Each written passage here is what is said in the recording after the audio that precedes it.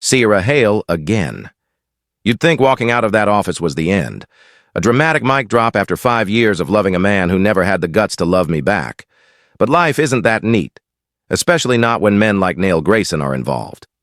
3 days after I left, I got a call from an unknown number. Miss Hale, I'm from Polaris Group. Our chairman, Mr. Easton Vaughn, would like to meet you. I didn't recognize the name at first, but my gut told me it wasn't random. Polaris was Grayson Enterprises' direct competitor, aggressive, ambitious, the kind of company that made Niley sweat during board meetings. I was intrigued, so I agreed. When I walked into the Polaris penthouse office, I saw a man maybe 10 years older than Neil. Sharp cheekbones, colder eyes. Easton Vaughn was the kind of man who didn't waste time. You've made waves, Miss Hale, he said, motioning for me to sit.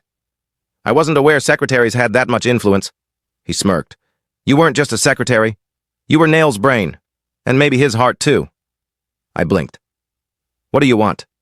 A partnership, he said simply. Temporary, strategic. I want access to Grayson's internal weaknesses, and in return I'll give you resources, autonomy, and the chance to build something of your own. It was tempting, dangerous. But then he leaned forward, voice like silk, laced with poison. You want to break him, don't you? I didn't answer. I didn't have to. I shook his hand. That night, I sat in my apartment, tiny, quiet mine, and mapped out everything Naley had taught me. His business habits, his blind spots, his triggers, his pride. He'd built an empire on precision and control. I was going to show him what happened when he lost both. 3 weeks passed. I ghosted every message Naley sent. Calls, emails, even a handwritten note delivered by his driver. But I was busy. Too busy for ghosts. I took a job with Polaris as a consultant, but in truth, I was designing an acquisition plan, one that would hit Grayson Enterprises right where it hurt. The day we launched the move, the news broke fast. Polaris acquires stake in Grayson subsidiary. Power shift in progress. Nail lost millions in hours. I knew because I used to be the one who'd cover those fires before the media even caught a whiff. This time, I was the fire. He finally showed up in person, stormed into Polaris HQ like a hurricane. Where is she? He growled. Security tried to stop him. I waved them off. Niall barged into the boardroom, eyes wild. When he saw me sitting at the head of the table, confident, calm, unshaken, his face went pale. Syra. I smiled like I didn't still ache when I heard my name from his mouth. Mr. Grayson. You're working with Polaris? I'm leading Polaris on this project. He stared. Why? You told me I was just a secretary, I said softly. Turns out I'm much more dangerous when I'm not one. Silence stretched between us. Finally, he whispered, You're trying to destroy me. No, Naley, I said, standing. I'm showing you how it feels to be helpless. He took a step closer. And when you're done? Then what? I didn't flinch. Then I finally start living. That night, I didn't cry. I didn't crumble. That night, I saw what it felt like to stop being the pawn and start being the player. I wasn't the girl who waited in shadows anymore. I was the storm. It's Sierra Hale again. Thought my last post was the peak? Nope. This isn't just revenge. It's a war. And wars have more than 2 players. Enter Juliet Langston. Yeah, that Juliet. Heiress to the Langston Empire. Nail's fiancée. The woman with perfect PR smiles and an engagement ring the size of my trauma. 3 days after the Polaris deal hit headlines, she walked into the Polaris lobby like she owned the building. I'm here for Sierra Hale, she told the front desk. They buzzed me.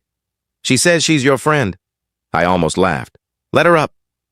Juliet Langston walked into my office like we were brunch buddies instead of love rivals turned PR nightmares. She looked flawless, of course, but behind the lip gloss and designer heels, her eyes screamed calculated fury. I'm not here to fight, she said, sitting across from me. No? Strange. You look ready to claw my face off. She smiled. I'm not mad at you, Syra. I'm mad at him. Well, damn. Go on, I said, leaning back. I knew about you. Everyone in the inner circle did. Naley was never subtle, she shrugged. I just thought, eventually he'd let go of the secretary. I didn't respond. He never did, she added quietly. He never chose me. Juliet wasn't stupid. She knew the engagement was a business deal. Prestige, merger, image. But the one thing she clearly hadn't calculated was losing to me. You came here for a truce? I asked. I came here with a proposal. Now she had my attention. I want out, she said, but I want to take my family's assets with me. If I leave Nail now, the Langstons will bury me. Unless I have leverage. And I'm the leverage? You're the story, Syra. I blinked. Think about it, Juliet continued. A viral expose. How Grayson Enterprises used and discarded women. You, the loyal assistant turned scapegoat. Me, the trophy wife sold off for a contract. It's scandal, it's news, and it'll shake their stock. Damn, I hated her. But I really admired her timing. Why would I help you? I asked. She leaned forward. Because once I'm free, I'll make sure Grayson Enterprises never recovers. You'll finally get the clean slate you wanted, and I won't pretend I'm not doing it for me, too. Sounds messy. It is messy, she replied. But Nail made this mess. I stared at her. She wasn't lying. Not a flinch, not a pause. You're dangerous, I muttered. Juliet smiled. So are you. And just like that, we shook hands. Two women once played against each other, now ready to rewrite the entire game. That night, we drafted the plan. Leaked memos, boardroom whispers, off-the-record interviews. The media would eat it up. We weren't just airing dirty laundry. We were lighting it on fire in Times Square. Nail tried to call me again. This time, I answered. Syra. Nail. You've made your point. Can we talk? We're talking now. I didn't mean to hurt you. Then why did you do it? I snapped. Why string me along for 5 years? Why hide me while flaunting her? Why did I have to find my worth outside of you? He didn't answer. You think power's control, I continued. But real power? It's walking away with your head high and watching you burn from the throne you built on lies. Naila went quiet. You'll regret this, he whispered. No, I said. You will. I hung up. Juliet was watching me from across the room, wine in hand. He always did like to think he had the last word, she mused. Not anymore, I replied. We toasted to war. It had been 2 weeks since I walked out of Naile's penthouse, the same place where I once thought love had found me. I had gone radio silent. No calls, no texts, no showing up at the office. He didn't try hard to stop me. Not really. Just one drunken voicemail late at night that said more about his pride than his feelings. I thought I was finally starting to heal. Until tonight. I was heading home from my shift at the consulting firm I'd just joined. Low profile, low drama, and far away from corporate magnates and their billionaire egos. The train station was unusually quiet for a Friday.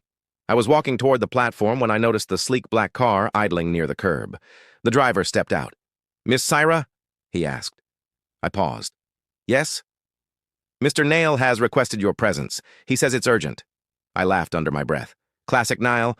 No texts, no calls, just a luxury car and a demand. I think you have the wrong girl. Miss, he said you'd say that, but he also said, tell her the truth about the Westmont deal is in the file waiting for her. That stopped me cold. The Westmont deal. The one that had triggered the downfall between us. The one where he'd let Louis, the sleaze, try to use me as a pawn. I thought I knew everything about that night. I was in the car before I even realized it. He was in his penthouse again. The place looked different, though. Less like a throne, more like a cage. He stood by the window, hands in his pockets, staring out at the city like it had betrayed him. You look well, he said, turning around slowly. You don't, I replied coldly. He didn't flinch. I owe you an explanation, Syra. You owe me nothing, I said, walking past him to the file he had left on the glass table. But I'm still going to read this. The folder was thick, filled with documents, contracts, email transcripts, even recordings. You plan to use the Westmont property as leverage against Louis all along? Yes, he said quietly. But I never expected him to cross the line. And you still sent me to him. I made a mistake, he said, voice low. I wanted to show him that I had control over everything. But I didn't realize the cost until I saw you walk out of that restaurant, like your soul had been scraped clean. He stepped closer, but I didn't move. I should have stopped him before it got that far. I was trying to protect the company. But I failed to protect you. I stared down at the evidence. It did show he tried to sabotage Louis afterward. But was that guilt or damage control? Is that why you're engaged to Juliana now? Damage control? His jaw clenched. The engagement was real, but it's off. She left 2 days ago, said I was never really hers. She's right, I said, swallowing hard. You were never really mine either. He looked broken, a version of Nile I never thought I'd see, stripped of his armor, of his title, of his certainty. I'm not asking for forgiveness, Syra. I just wanted you to know the truth. I nodded slowly, closing the folder.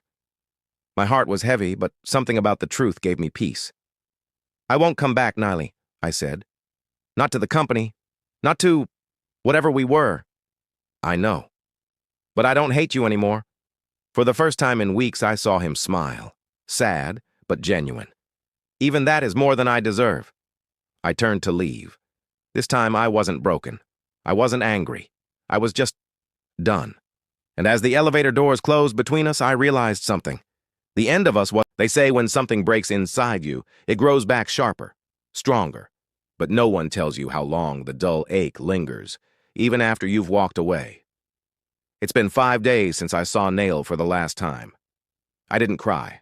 I didn't go back. Instead, I sat in my one-bedroom apartment and stared at my suitcase. Not because I was leaving, but because I finally realized I didn't have to anymore. For years, I was always waiting. For his approval. For his affection. For him to choose me. I bent myself into silence, professionalism, and poise just to stay relevant in his world. But now, it's my world. I started writing again. Not just corporate reports and merger summaries, real writing. The kind that hurts and heals at the same time. I even bought myself a small cake on my birthday. No big gestures, no expensive gifts wrapped in guilt, just me. Lighting a single candle, and I felt free. I won't pretend I don't think of him. I do. When the city's quiet or when I pass the coffee shop where we used to meet in secret. But the pain has dulled. The scars have shaped me. Maybe I wasn't meant to be someone's hidden secret. Maybe I was meant to be my own beginning. I never thought I'd be back at the same glass tower where everything in my life unraveled. But today, I walked through the doors of Kaleson Enterprises not as Nail's assistant, not as his side piece, and definitely not as someone who waits around to be chosen. I walked in as the interim director of strategy. Let that sink in. Turns out, when you spend 5 years shadowing a CEO, taking his meetings, managing his crises, keeping his secrets, you end up learning how to run a company better than he ever could. After I left, some high-level projects Nail handed off to other executives started falling apart. Investors noticed. The board noticed. And somehow, my name, Sierra Hale, kept coming up. So when they called me in for a consultation, I went. I didn't expect to stay. But here I am. Still using the same parking spot I once fought for as his assistant. Only now I have an ID badge that opens executive floors. The tension? It's thick. People whisper when I walk by. They look at me like I'm a ghost in designer heels. Maybe I am. The Sierra they knew is gone. Even Nail doesn't look the same. I ran into him in the corridor. He froze like he'd seen a memory made flesh. "Syra," he said, his voice low, almost reverent. "You're back?" "No," I replied smoothly. "I'm here to clean up your mess." And I meant it. There's no longing in my heart when I look at him now, just quiet acknowledgement of a chapter I outgrew. Still, I'd be lying if I said it didn't sting a little when he trailed after me, watching me disappear into the boardroom that used to be his sanctuary. But this is mine now, my story, my power, and for once, I'm not afraid to use it. I used to think Sierra would never leave me. Not really. Even when she walked out that morning, face calm, back straight, her resignation letter perfectly typed, I thought she'd come back. They always come back. But not her. Not Sierra. She didn't flinch when I questioned her loyalty, didn't beg when I tried to make her feel small. Hell, she didn't even blink when I pushed her toward Lewis at that damn dinner, thinking she'd fold. Now, she sits at the head of the very table I once ruled.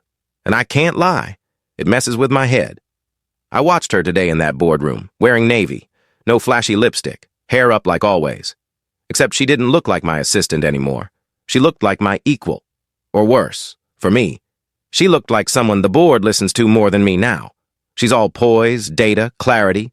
She speaks, and people nod. Not because they're trying to impress her like they did with me, but because they believe her. They trust her. I hate how much I still notice her. I caught myself staring when she passed my office, clipboard in hand. She didn't look in. Didn't glance my way. It was like I wasn't even there. And maybe I'm not. Not anymore. Juliana's been asking why I'm distracted. She thinks it's the pressure, the shareholders, but it's not. It's Syra. The version of her now terrifies me more than any competitor. She doesn't need anyone's approval anymore, especially not mine. And maybe I miss being needed. I remember when she'd check my calendar before I asked, when she'd pull me out of meetings with a look, when I was the only one she'd let see her unguarded. But now, Now I'm just a page she's already turned, and I don't know if I deserve to be in the next chapter. 5 years. 5 years of late nights, endless meetings, carrying his chaos on my shoulders like it was mine. All while hiding my heart behind professional smiles and perfect schedules. Nail thought I was just his assistant, his secret, his plaything to turn on and off whenever it suited him. But I was so much more. I am so much more. Tonight was the night I decided. No more shadows, no more waiting in the wings, no more being the other woman in a game that never had my name written on the trophy. When I walked into that boardroom, I wasn't Syra the assistant anymore. I was Syra, the leader, the future of Grimes Holdings, and I made sure everyone there knew it. I presented the deal, the biggest acquisition in years. Niall's prized rival, Lewis, finally toppled not by his charm or connections, but by my strategy. I saw Nail's eyes from across the room. Shock, disbelief, maybe a flicker of respect, but mostly regret. Because this time, I wasn't coming back. When the meeting ended, I packed my things and passed Nail's office without a glance. I'd stopped caring if he saw me or not a long time ago. I'm done being the secret. Done being the one left behind. This city has a new queen now, and she answers only to herself. Nail's thoughts from his empty office. I lost her. Not to another woman or another job. I lost her to herself. And maybe that's the hardest truth of all. If you've been following Syra's journey, thank you. Here's to the ones who know their worth and walk away. Sometimes the best revenge is simply moving on.